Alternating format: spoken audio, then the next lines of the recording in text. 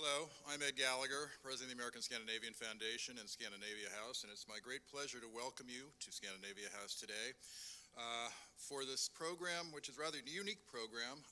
It's Louis Kahn as teacher, a conversation with Charles Dagit, and this is part of a celebration of the 120th birthday of Louis Kahn.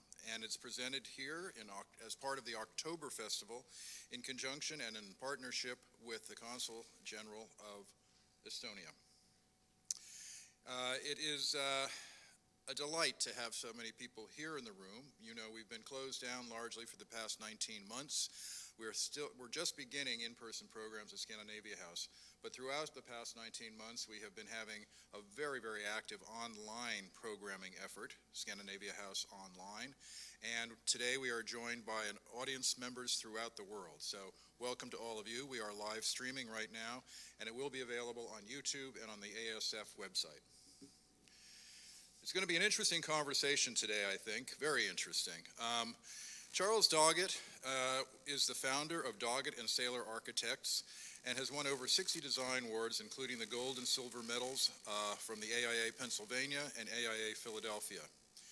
In 1979, he was named one of the 40 under 40 American architects, most outstanding architects in the country, by A&U magazine. In 1983, he became a permanent fellow of the American Institute of Architects, the youngest architect ever to be acknowledged that way. His work has been published in international publications, including Architectural Record, L'Architecture d'Aujourd'hui, The Japan Architect, and many others. He is here today and will engage in conversation with the distinguished Estonian journalist Neeme Raud. Mr. Raud is a news anchor, international correspondent, a writer who has also appeared on TV, radio, and many of his pieces have been in the print media in Russia, Estonia, and the US. He also frequently hosts and moderates international conferences and newsmaker events. Mr. Raud is a graduate of New York University and has a master's in foreign affairs from Columbia University. He is a recipient of the White Star Order, 4th class from the President of Estonia. So I'd like to welcome both of our speakers, but first I would like to invite the Consul General of Estonia, Mrs. Kari Kunka, to come to the microphone and say a few words. Consul General.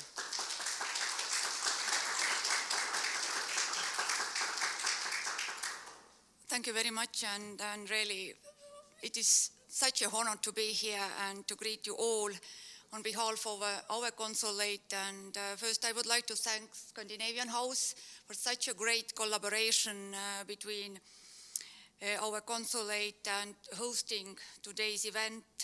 And as you know, the Estonian-American architect, Mr. Louis Kahn, he was born 120 years ago in Estonia on an island called Saaremaa. And Kahn used to say about himself, "I was born on an island with a castle on it." And this is a short but meaningful sentence. And he has touched so many lives and places all over the world. And today we are honoring his legacy with different events in Saaremaa, Estonia, and here in the United States in New York. And just adding a little bit more what we are going to do today. After this conversation, I'm sure it will be magnificent. And I'm more than happy if you can join us to the Roosevelt Island. There we are going to continue with our celebration, and Estonian-born jazz musician, Mrs. Maria Faust, she will pay tribute to her fellow Saaremaa Island Louis Kahn with her new piece, Monumentum. And we are going to end our celebration at the Estonian House, where you are welcome as well. And we call it so-called Kaht Club, and we can enjoy the Ranne Maasik's and Rein Vainküla's photo program and a short documentary, A Walk on Louis Kahn, Native Island. So once again, thank you very much for joining us. You are very welcome to join us to Roosevelt Island and Estonian House to celebrate together today's event. And thank you once again. And now I will give the floor to Neeme Raud, fellow Estonian.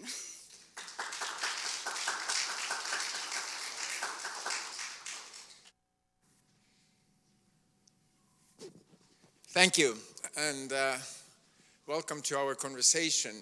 We have an hour, but we need probably 6 hours or 7 hours to talk about Mr. Kahn. The book is fantastic. I read it yesterday in the airplane, and I thought how to start.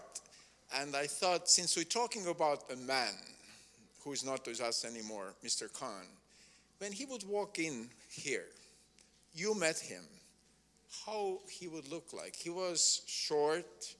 He had this face with scars. When he was a little boy, he saw on Sarma Island fire, and he thought that these were diamonds or brilliance or something in the fire, and he took this gold and put to his face, and he had those scars. He had thick glasses.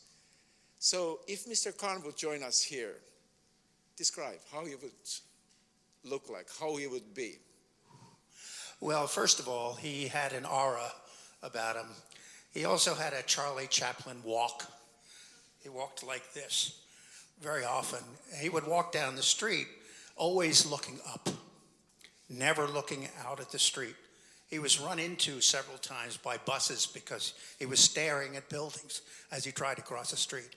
But he had an aura about him that caused a hush in the room as he entered the room. It was an extraordinary feeling. This man with hair, unruly hair, white hair, a bow tie that was hardly ever really tight, and often looked like he had slept in his clothes, because he probably had. He rarely slept. He slept maybe a couple hours a day.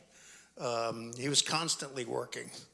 And so here comes this man in a unruly suit and his hair, and walking like Charlie Chaplin into a room, and he sits down, and there's dead silence, absolute dead silence. Nobody speaks.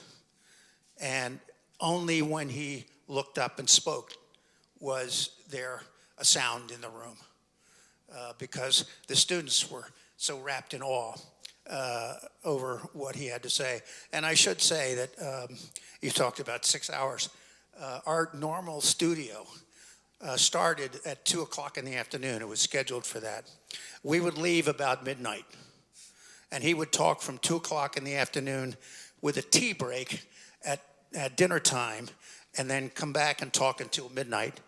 And I would walk home in West Philadelphia after studio with the most throbbing headache I had ever had. Listening to him speak, one had to listen so intensely that you ended up with a throbbing headache, because every word he spoke was just magic to your ears, oftentimes not even understanding a single word he was really saying, but trying to understand the intensity of what he was saying.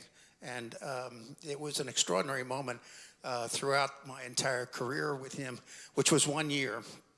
I did not work for him. Believe it or not, I was working for Aldo Giurgola, who won the AIA gold medal. At the same time, I was in the Kahn studio, AIA gold medalist as well. So you can imagine my experience as a 25-year-old working for Aldo and going to Louis Kahn's studio at the same time, and working on a wonderful building called the United Fund Building in Philadelphia, which won all sorts of awards. And that was my experience while I was in the Penn studio. So the experience itself was an extraordinary experience. And Let's put a time frame. Yeah. What year was that at the Penn studio? 1967, 68. Okay, so this was the year. But let's talk about those stories. You have so many fantastic stories in this book. Let's start from your first meeting. You were 17-year-old. You are from a big family of architects. Your grandfather was architect. Your father was architect who didn't see eye to eye with Louis Kahn in some issues, as you say. And then there was this meeting where you had whiskey sour in your hand. Well, yeah, that's one of my first stories. And I should first of all say how the book really got started. Okay. I was very involved in the AIA National Committee on Design, and I chaired that committee in 1994. And we would go off and see cities, and always there would be a dinner on Saturday night. And after a few brandies, somebody would say, "Charlie, why don't you get up and give us a Kahn story?" So I would tell a Kahn story. And one night, a fellow who came up to me who founded the committee named Jean-Paul Carlian, he was a partner of Shepley Bullfinch in Boston, no great fan of Louis Kahn. The longer he was in America, the larger his French accent. Came up to me one night in his Gallic way and said, "You have to write them down." And I was taken aback and I said, "What are you talking about?" He said, "Your stories. If we lose you, we lose your stories." So after a while, guilt set in and I got a computer on my desk and I would call my wife and say, "I'm staying in and I'm going to have dinner and I'm just going to write some stories." I got about 6 of them written and I'm staring at the computer and I all of a sudden said, "Oh my God, I may have a book here." 14 years later, it finally got published, and now the stories are out. And the first story that was very popular with the Committee on Design was a story of how I first met Louis Kahn. And the whiskey sour is an important part of it. And I was 17 years old. I had just graduated from high school. I had just gotten accepted at Penn in their architecture program. Actually, it was just for undergraduate majoring in architecture. And the AI National Convention in 1961 was in Philadelphia. And they had a big a reception at the Sunken Gardens in Suburban Square in Philadelphia. It's called one of Ed Bacon's triumphs to bring light into the lower train station area. And the reception was in the garden. So my father that afternoon said, "Do you want to go to this reception?" "Well, I'm 17, I don't have a date." "Sure, Dad, and you're my ride home anyway." So I go to the reception. Now, we're in a room filled with men my age, and I'm 17, and I am bored to tears. And I have no idea why I'm there, except my father asked me to be there. So my father asked me, would I like a drink? And I said yes. And he gave me a whiskey sour. I asked for a whiskey sour. So I'm standing there with the whiskey sour in my hand. And all of a sudden, Louis Kahn showed up. And my father says, "Would you like to meet Louis Kahn?" Now, I'm 17. Louis Kahn, I know the name. I'm only getting indoctrinated by the people in my father's firm about who architects are. Le Corbusier and Alvar Aalto and so on. And so I know very little about Louis Kahn. So sure, Dad, we walk over to Louis Kahn and he's standing there and he looks me over. Says, "Young man." Oh, my father introduces me. I've been, accepted at Penn. I'm into the architecture program and so on and so forth. And Louis Kahn's shaking his head and so on. And he looks me up and down. "Young man, what are you drinking?" And I said, "A whiskey sour." And he said, "A whiskey sour, a whiskey sour." He always spoke in a very high-pitched voice. He had meningitis when he was very young, and it constricted his vocal cords. So he had a very high-pitched voice. "Whiskey sour, whiskey sour. You'll never be an architect. Architects don't drink whiskey sours. Architects drink martinis." 3 years later, I get accepted into the graduate program at Penn. And it was a very interesting program. Your senior year in college, you ended up in the graduate program. And Holmes Perkins invited all the first-year students, of which I was one, to his house for a dinner party at the beginning of the first term. So we went to his lovely, lovely house, and my wife and I walk in, and we proceed up to the foyer, and standing in the foyer is G. Holmes Perkins, who Louis Kahn, he was the dean, and Louis Kahn never really saw eye to eye with Perkins very well. And he's standing there welcoming all the students, and in his hand is a whiskey sour. And I said, "Aha." And the brilliance of Louis Kahn was that he knew if I made it to the graduate school, I would finally get the punchline and understand why a whiskey sour was not appropriate. Meantime, I was drinking martinis. So, but that was my first experience with Louis Kahn. Yeah, we come to the second one with the falling water, but this one sentence you had there, "My father really didn't see eye to eye with Louis Kahn." What was the... Well, my father and I got along very well. We formed Dagit Jr. Your father is architect. My As father your is an grandfather. architect, but he went to the Wharton School. He did not have architectural training, and he was not a design architect. But they did a lot of interesting, in the 20s, Gothic buildings, and it did a lot of work for the church. They didn't appreciate Louis Kahn's modernism or his architecture at the time.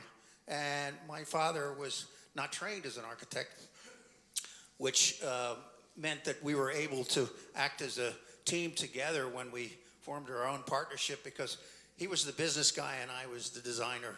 So that worked out extremely well. Anyway, they didn't see eye to eye about which kind of architecture they really believed in.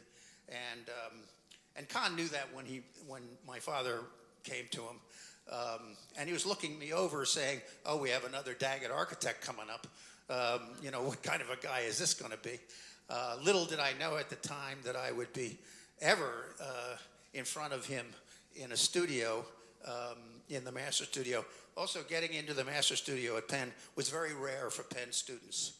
Very few of us really got the privilege to go to his studio. The dean discouraged it. He wanted you to go out for a year or two to work, and then if you wanted to join the studio, he might let you in. Yeah. So, And then you were in the studio, and there was a first meeting, and students from all over the world well, waiting for Louis Kahn, and then he comes, and I remember the question he asked, what did you do last summer? And yeah, people were, actually, I was in the studio for the second semester. Mm-hmm. I started in January, so I went through January to May, and then we started back in September. I was an odd man out because all the students started in September and went to May. I had been on a fellowship in Europe, so I went to his studio in January, and then I'm back in his studio in September. So little did I realize that when I got to the class, this is a whole brand new class, that I'm a celebrity. I've been through one whole studio, and we're all assembled in the studio in the Furness building at Penn, the library, where he held his classes. And all the students are gossiping about who each other is, and I'm standing there realizing, oh my God, I'm kind of a celebrity, a war hero. I've been here for a whole semester. And so everybody waits and waits, and Louis Kahn finally arrives, and he comes into the room, and there's this giant hush, as I mentioned. And the room was a semicircular room, and it had 3 oak tables assembled in, and Lou took the center oak table and sat down with Norman Rice and Robert Loricole, who also worked in the studio with him. Loricole on his right and Norman Rice on his left. He's in the center table. He sits there, and he just feels the wood grain of the table.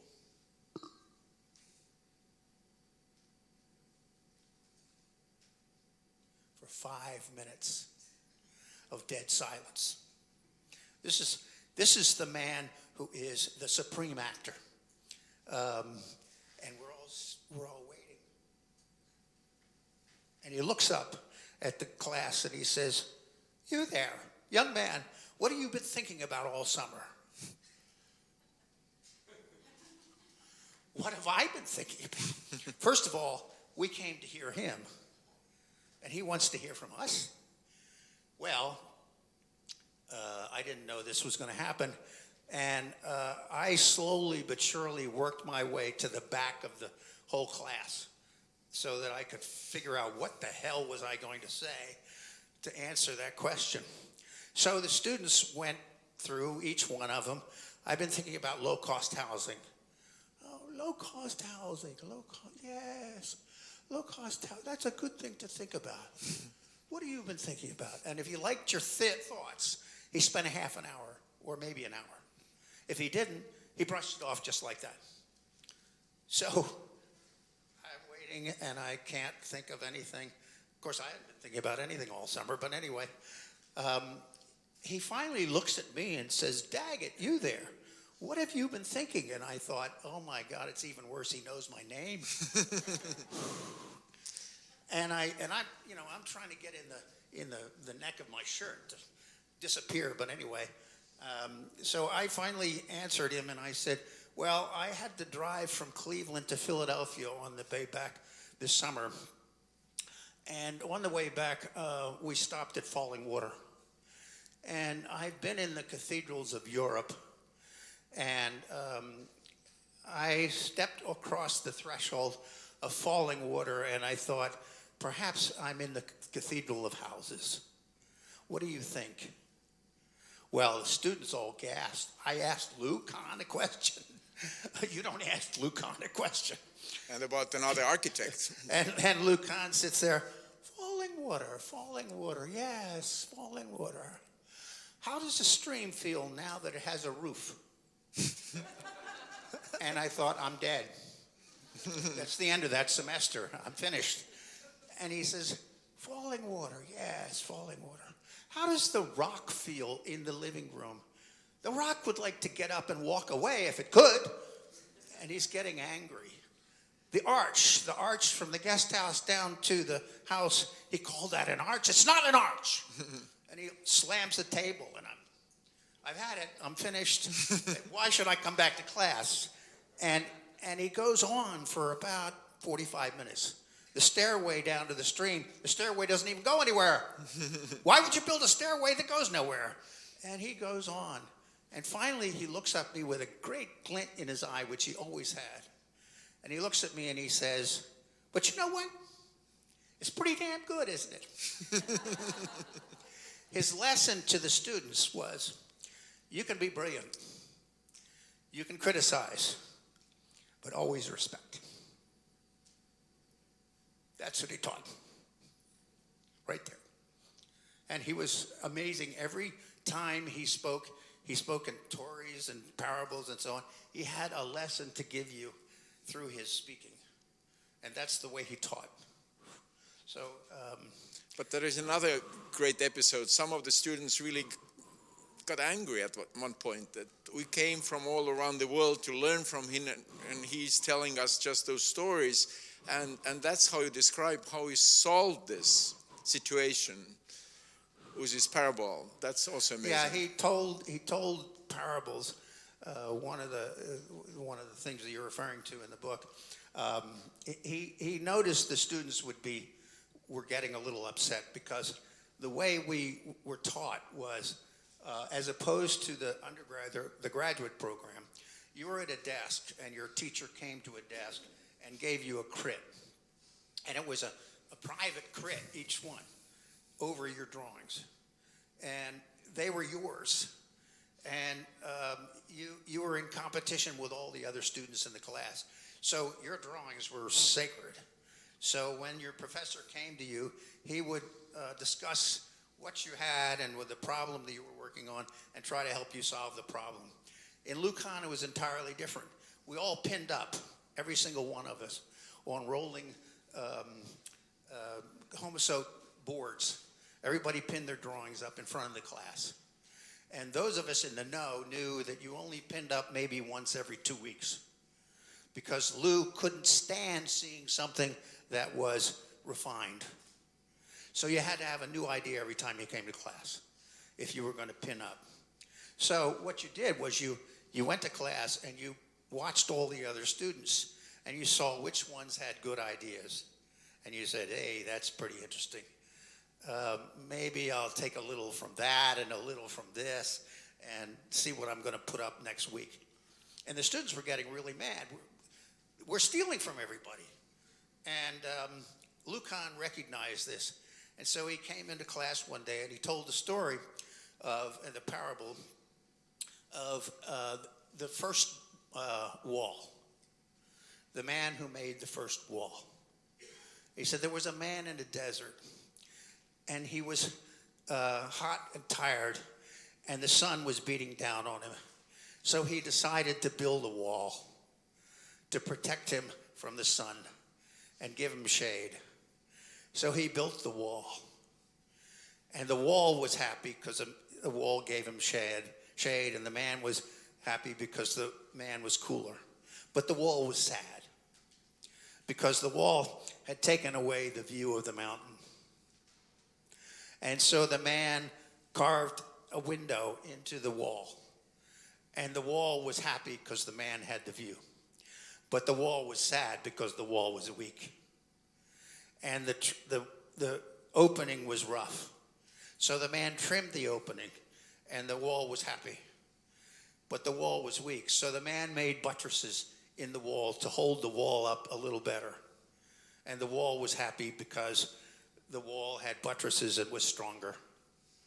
And finally, the walls parted and the column became. You think about that. In mankind, we invented the column out of the wall, out of the reinforced wall. And what he was saying was that the column doesn't belong to you. It belongs to every man. The stairs don't belong to you. You didn't invent them in your designs. You took them from what mankind had invented long ago. These are all the tools, the artifacts of things that we have to design with, and they don't belong to you. So if you publish them, they belong to everyone. So every thought that you have that's published is really the world's ideas, and they belong to the world.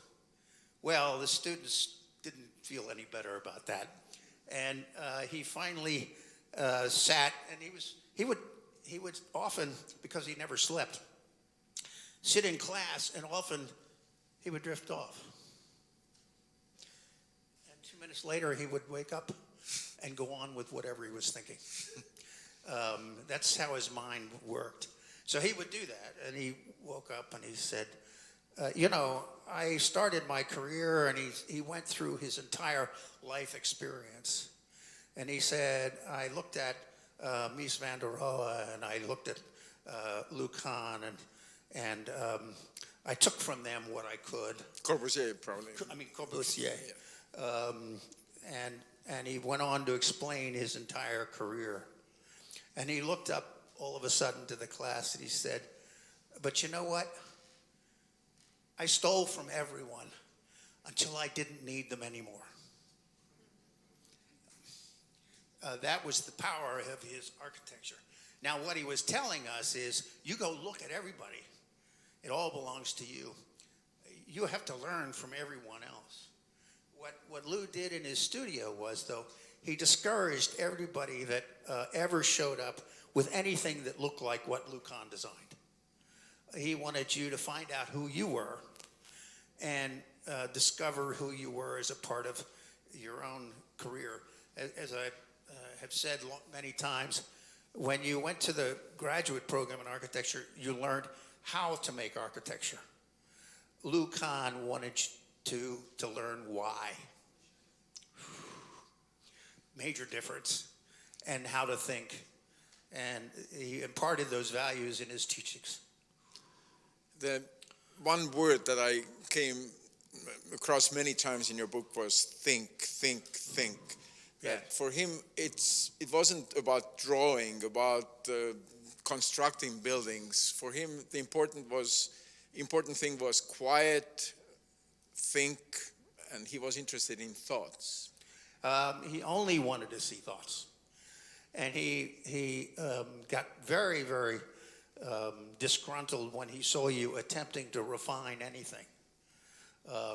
Because he did not want to see the refined efforts. He wanted to see the first thoughts of what brought you to an idea.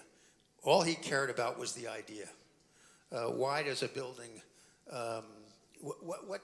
what starts the idea of a building?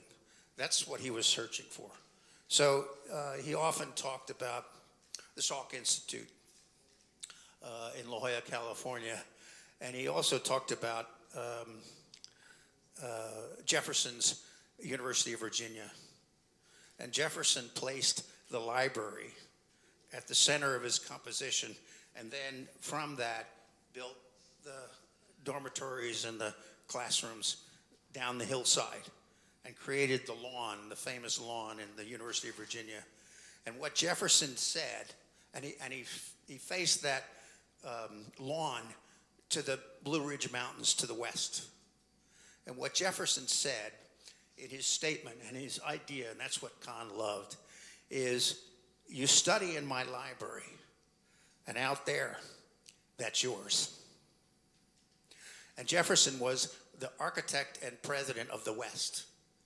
He explored it with Lewis and Clark and so forth. And he was the first architect that recognized that there was much beyond what our current thinking of as little colonies to America. And he had a much broader idea. And he was conveying that idea through his architecture. So that's what Louis Kahn was searching for. So when he did Salk, and he often talked about art is the merger of religion and science. When you merge religion and mystical science, mystical thinking together, science, rational, your feelings, your emotions, you bring them together, you create art. So when Kahn was commissioned to do the Salk Center, he flanked 2 science buildings, 2 laboratories, on a plaza with a slit of water to the Pacific facing the east. And what Louis Kahn said at the Salk Center was, the 21st century science faces the mystical east. And when you stand on that pavilion, you stand in Chartres Cathedral. The feeling is very much the same. Louis Kahn talked about buildings as poetry. The buildings were poetic objects that we made. And he often said that a building goes through the unmeasurable, which is the idea, to the measurable, to then back to the immeasurable. Meaning that you stand in Chartres Cathedral in the measured building and you're in an immeasurable place. You stand in the Cordoba Mosque and it's an immeasurable place. And that's what he was searching for, was when you hung up your drawings. And you think about this petrifying experience. You're hanging up your drawings and he's looking for the immeasurable from you. It's pretty amazing. Now you're all going out to the park, I hope. To Roosevelt Island, yes. We'll see the park. I went there when it was just opening, and we had done a project in Louis Kahn's studio called Design the Space of the University Not Yet Expressed. Now think about that. What the heck is the space of the university not yet expressed? So a lot of the students would come in, and this gives you an idea of the intriguing power of Lou when he walked in the studio. A lot of the students thought it was a student center. So they would design a student center. It'd be a building.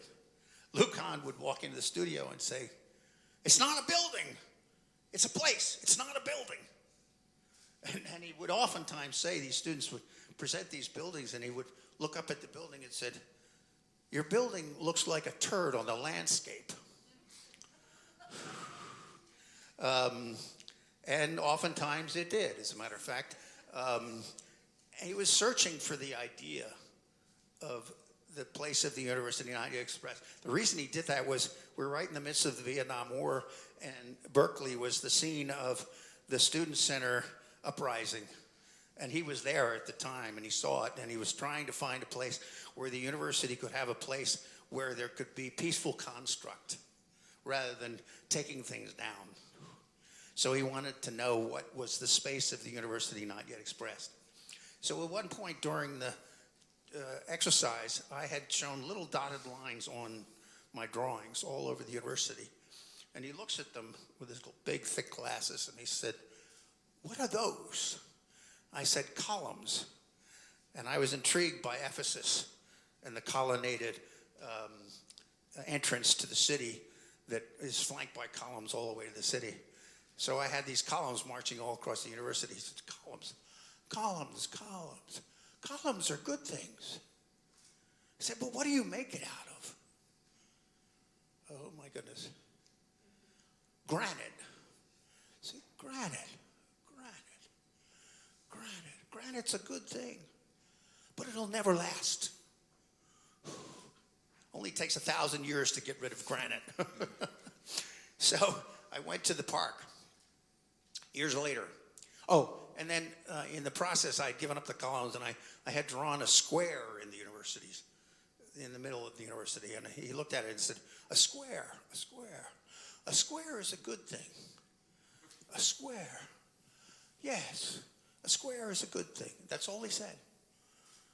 So we go to the park years later, and there I am in a square. And the square is made of granite. And I looked up at the heavens and I said, Lou, it'll never last. Only 1,000 years. Only 1,000 years. Yeah. Reading about his life, there are so many mind-boggling things. Of course, his death in the men's room in Pennsylvania Station when he wasn't identified for 3 days because he had crossed out his address in his passport that was in his pocket. Also, interesting fact that until age of 50, I'm 52, that's why I'm thinking about this lifespan, he was always taught that people around him were saying that he's one of those bigs, but he was not really recognized as such. And then in 10 years, suddenly he became big. So everything was kind of complex. And his private life, he had 3 families. Yeah. He had 3 families. So it's interesting, this complexity of his life and the search for simplicity. How you put those 2 planes together? Well, yes, he was a complex thinker, for one thing. But he searched for order in his buildings. He was constantly looking for order. He was intrigued by Roman classical architecture. And he loved the order of Roman classicism. He had a big map of ancient Rome that was drawn by Piranesi that was a part of his office.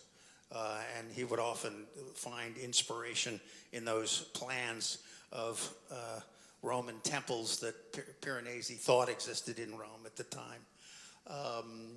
He was intrigued by the beginnings of things, as I said before.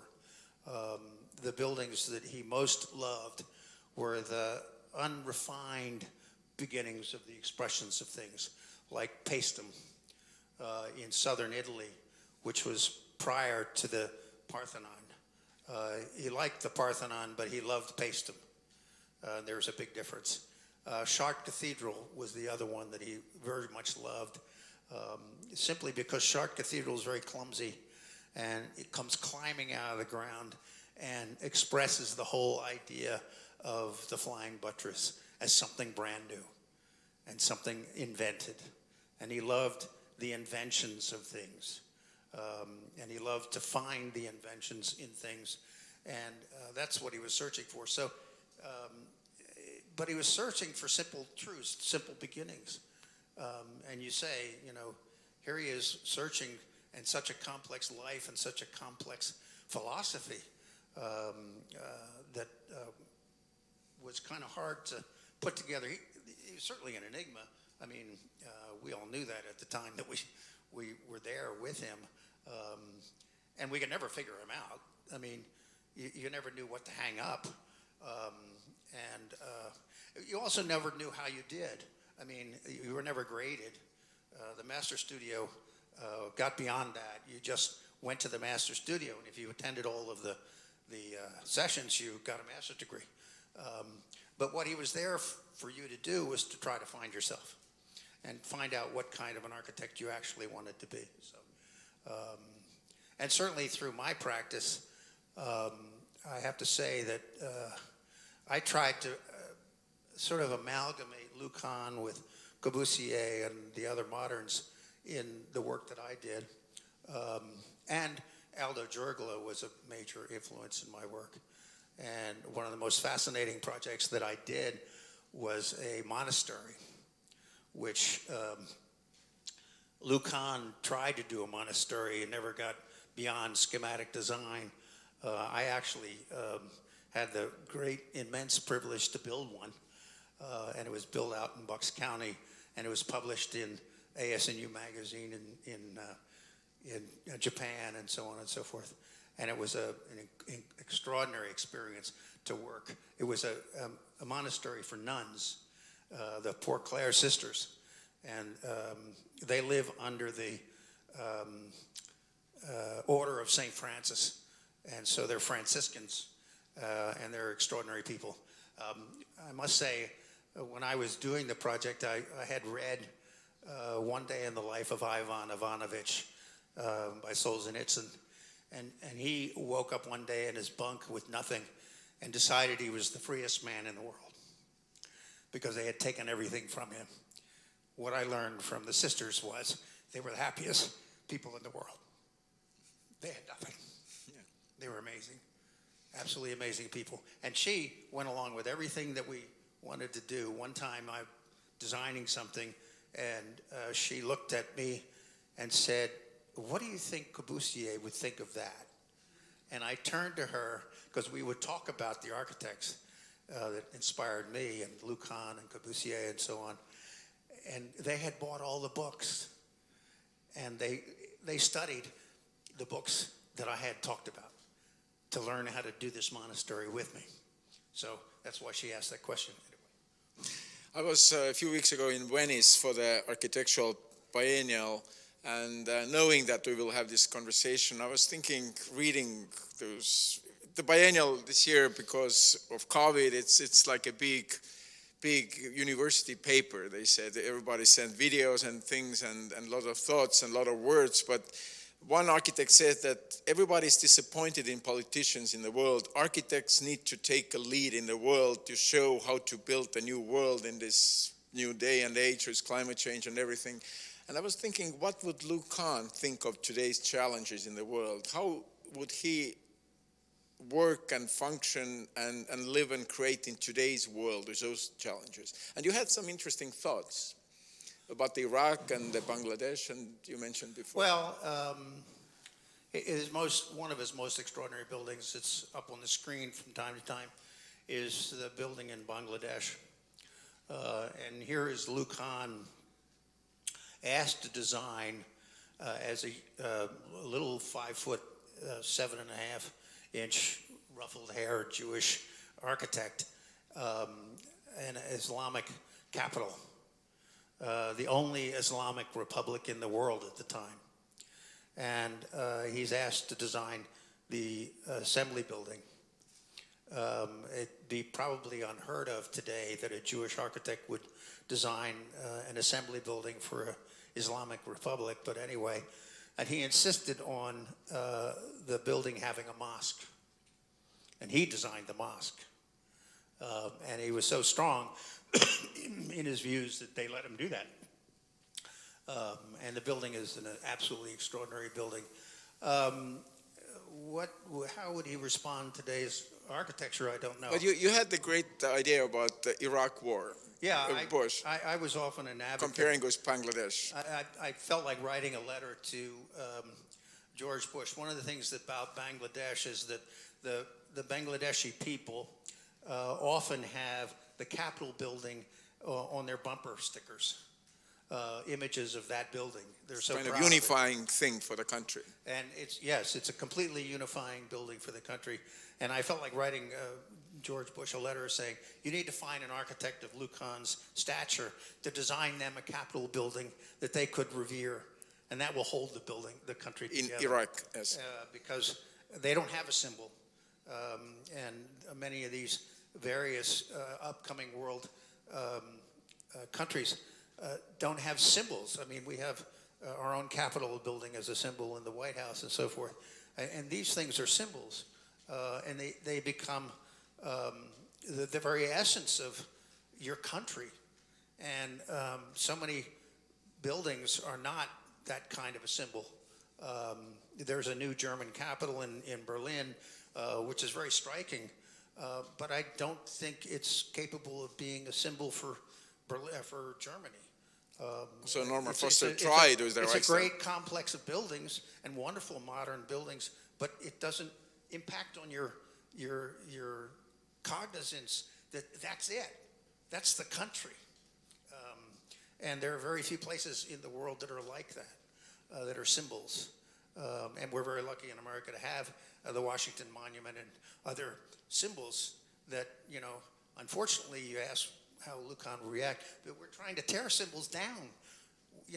We should be building them up. We should be making symbols, not tearing them down, for God's sakes. So, I think he would react that way. Also, I would like to have two words here, light and spirituality, in our conversation before we open it up to conversation with public. But you mentioned he was from Jewish family. He was not religious, but he was very spiritual, and his religion was more cosmic, I think. When we go to this Roosevelt Memorial, I think these thoughts about spirituality and light are important to keep in mind, because there you see the reflection of both of them. He was very spiritual. I mean, he was someone who very much believed in the cosmic power of whatever it is that we live under. He was an architect of light. He knew the power of light. He talked about the fact that light is the giver of all things. Light is the giver of all things. Although his buildings were massive, monumental, that's another word, but light was still there everywhere. Yeah, they are monumental, but they're also, if you look at his houses, they're very dear. They're crafted. So there is crafted monumentality. He loved the massive buildings of the Scottish castles, big thick-walled buildings. He loved them because they were thick-walled. They had strength, they had power. So he built with arches, and he built with masonry most often. Let me interrupt you for a second. Here's a picture of a castle that we just don't see it. This is a castle in Estonian island, Saaremaa, where he was born. And there is this story that he was a young boy and he saw this castle, and this had imprint in his mind for all his life, this one castle. That was the quote in the beginning there. So yeah, I think you're right. I mean, he loved the solidity of the medieval building because once again, it was the very essence of an idea.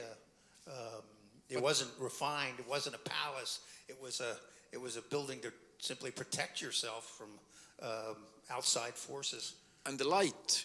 But there was piercing light everywhere. Oh, everywhere.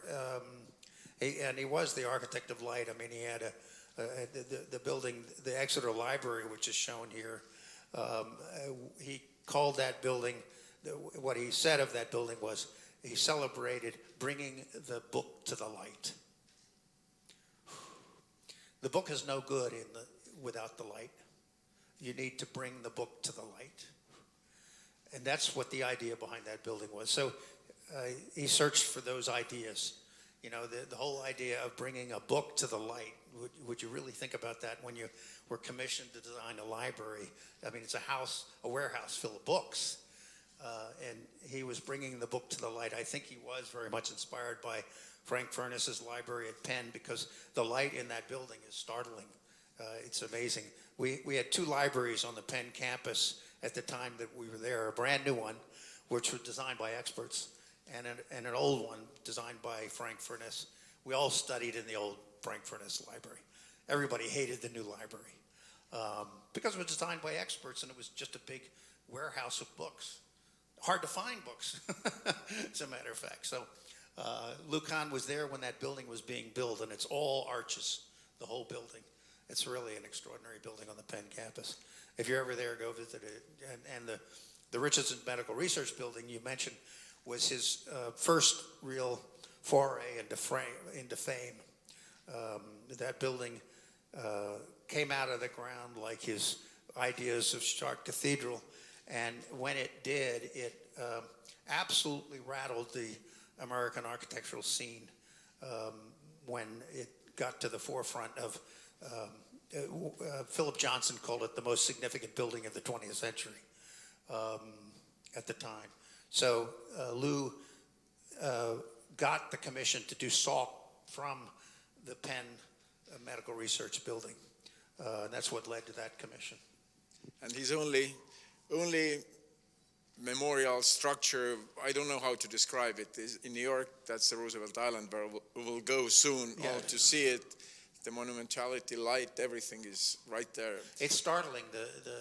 The space is really quite amazing, and the whole initiation to the space, when you get there, you walk up a series of stairs, and then you slowly descend down to a cube, and the cube has a bust of Franklin Roosevelt, and then you step around the cube, and you walk into a square room, my little square that I talked about, and what you see is the United Nations building on the horizon, and that's his monument to Roosevelt. And it's an extraordinary experience, very much like Salk.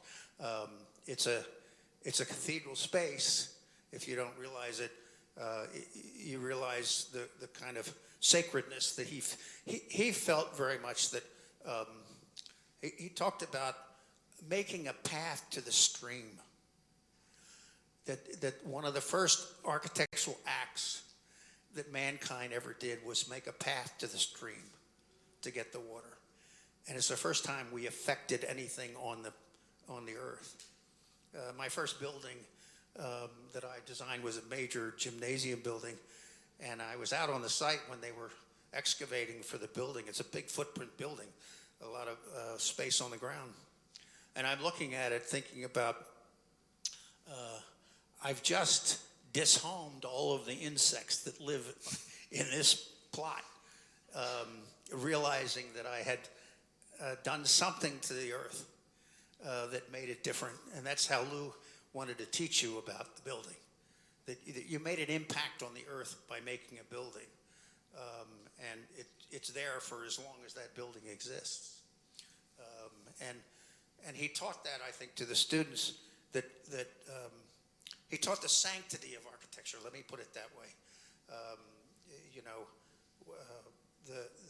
The idea of art comes from the merger of religion and science.